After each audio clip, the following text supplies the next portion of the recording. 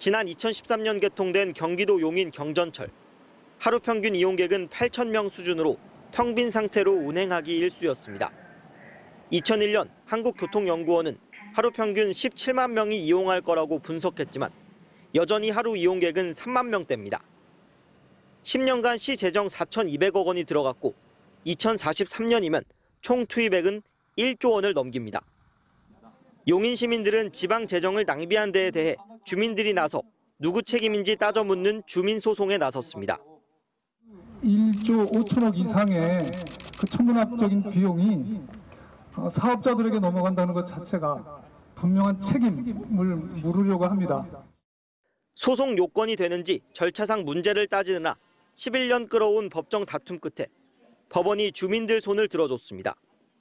과거 자료를 베껴 터무니없는 수요 예측을 내놓은 연구원.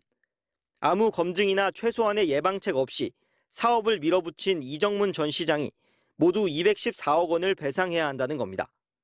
조심스럽게 시정을 운영해가는 하나의 사례가 되지 않겠나. 그런 면에서 10년 동안 시민들이 기다려왔던 위로가 되고 참 잘했다.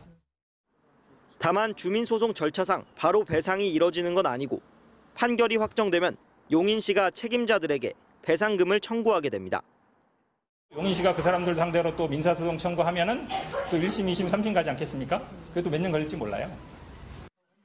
이번 판결이 확정되면 주민소송을 통해 지자체가 전임 지자체장과 사업 관련자의 배상금을 청구하는 첫 사례가 될 것으로 예상됩니다. MBC 뉴스 김상훈입니다. 지난 2013년 4월 개통한 용인 경전철. 사업 추진 당시 한국교통연구원이 예측한 하루 평균 승객은 17만 명. 그런데 운행을 시작해보니 개통 첫 해 9천여 명, 2017년에도 3만 명을 넘지 못했습니다. 용인시에 혈세 1조여 원이 들어갔고 운영과 유지에 매년 세금 300억 원을 쏟아붓지만 운행 수입은 50억 원 정도입니다. 큰 부담인 걸로 보여지고 근데 부풀려지긴 부풀렸죠. 개통 6개월 만인 2013년 10월 용인 시민들이 주민 소송에 나섰습니다. 잘못된 수요 예측과 무리한 사업 추진에 책임을 묻기 위해 전임 용인시장 3명 등 관계자들에게 사업비 1조 32억 원을 물어내라고 요구한 겁니다. 1심과 2심은 청구 대상 대부분이 주민소송 요건에 안 맞는다며 심리조차 하지 않았지만 7년 만에 이뤄진 대법원 판단은 달랐습니다. 주민소송이 가능하다는 겁니다. 재판부는 명백한 오류가 있는 수요 예측 조사 결과 등을 토대로 사업이 실시됐다면 관련자들에게 손해배상 소송을 진행할 수 있다고 밝혔습니다.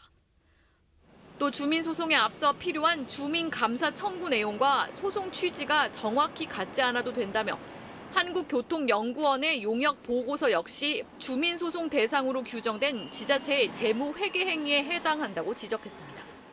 지방자치단체에 손해를 입혔다면 주민들이 지방자치단체에 단체장이나 민간투자사업 관련자들을 상대로 손해배상금 등의 청구를 요구하는 내용으로 주민소송을 제기할 수 있음을 명시적으로 밝힌 최초의 사례입니다. 이번 판결로 다른 지자체의 선심성 사업 등의 책임을 묻는 주민소송도 이어질 전망입니다. MBC 뉴스 공윤선입니다.